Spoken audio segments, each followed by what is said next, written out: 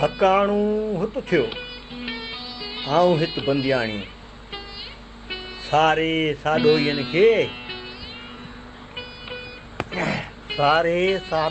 के कोठिए कुमाणी लगम लोह लतीफ़ चे वेठियस विसाणी मना मारूअ जी न लहे खपत खिजाणी समन सचाणी उठे आहियूं उनजो।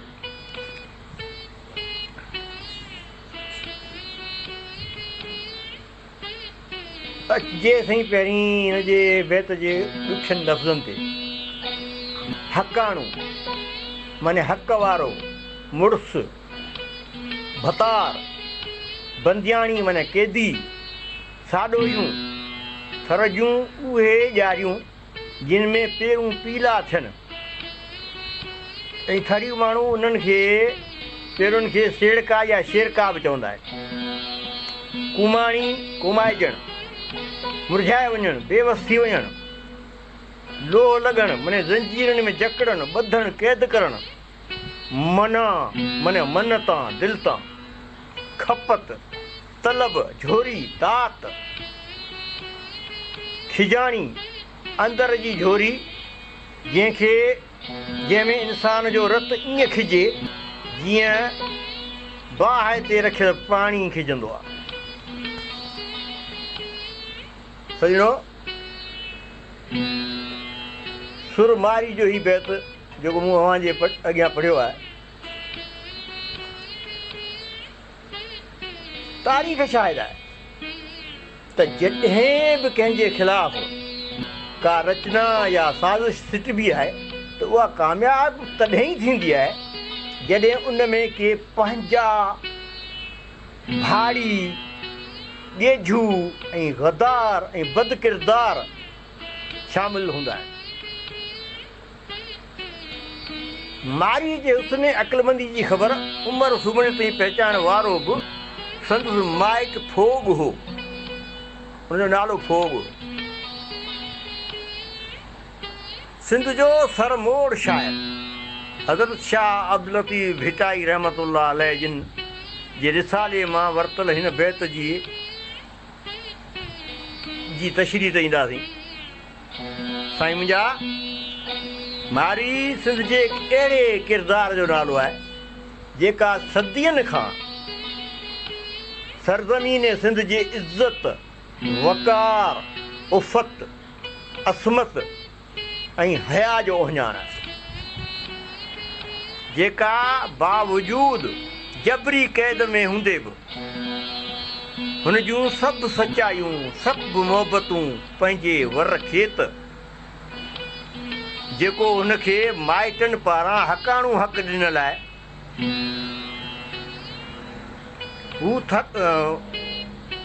उन ई आहिनि। हू थर जे रज़ाकारनि तौर ते जुड़ियल रीतनि, रस्मनि, रवाजनि जी अमीन आहे।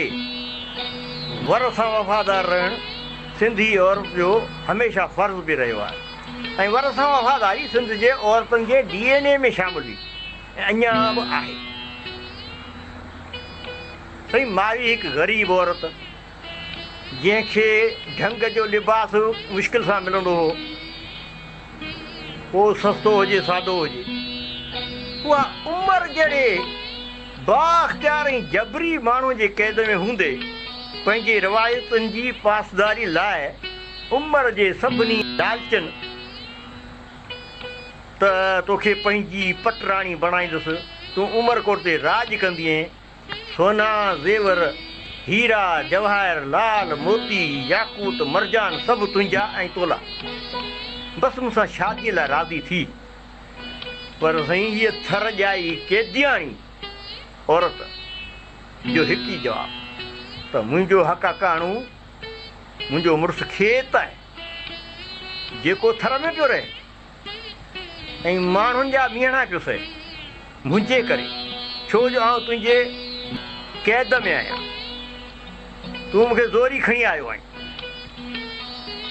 आउं तुंहिंजे महलनि खे छा करियां।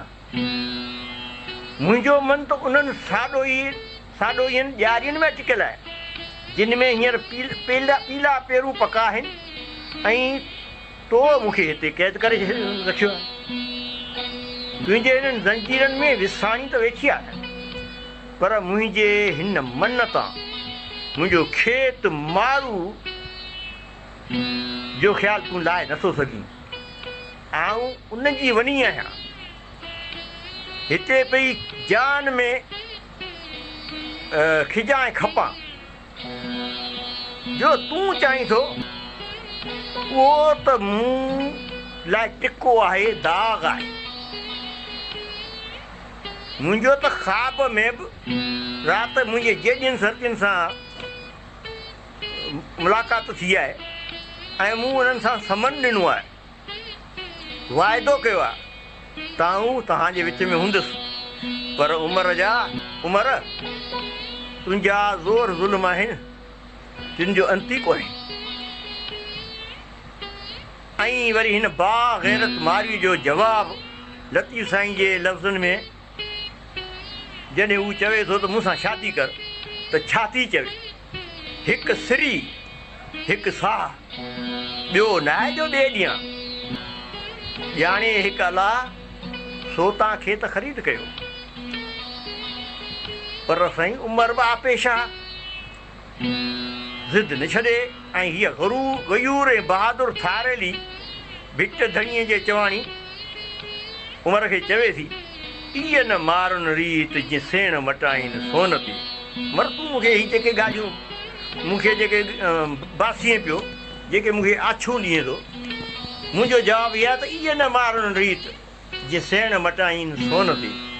अची उमरकोट में कंदुसि कान कुरीत, पखनि जी प्रीत माड़ीअ मूर न मटी। जे उमिरि ज़ोर करेसि त भला हाणे महीना थी विया अथई, उथी कपिड़ा त खणी बदिलाए, त बीमारी जो जवाबु उहो ई त उमिरि अछा कपिड़ा काणियारियूं कीअं कनि, जिन जा थरनि में वरथा वेण सहनि।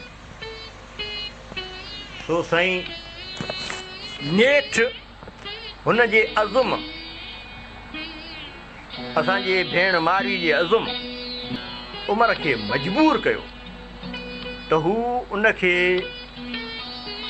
जीअं खणी आयो उनखां वधीक ताज़ीम सां खणी त पूरे बुरे तरीक़े सां आयो, पर उनखे ताज़ीम सां पंहिंजे मावड़नि में वञी पहुचाई।